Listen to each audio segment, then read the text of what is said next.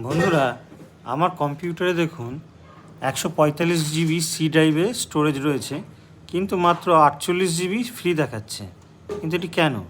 তো সেটি জানার জন্য সি ড্রাইভে রাইট ক্লিক করব, করে প্রপার্টিসে যাব।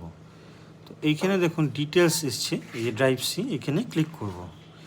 ক্লিক করলে এখানে দেখাবে যে আপনার কি কি অ্যাপসে কত ডেটা, মানে কত স্পেস অকুপাই করেছে।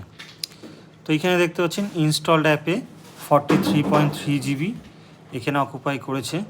আচ্ছা, সিস্টেম রিজার্ভে রয়েছে 37.9 জিবি, আদার্সে রয়েছে 9.35 জিবি, ডেস্কটপে রয়েছে 5.52 জিবি। তো এরকম যাবতীয় ডিটেলস আপনারা এখান থেকে পেয়ে যাবেন।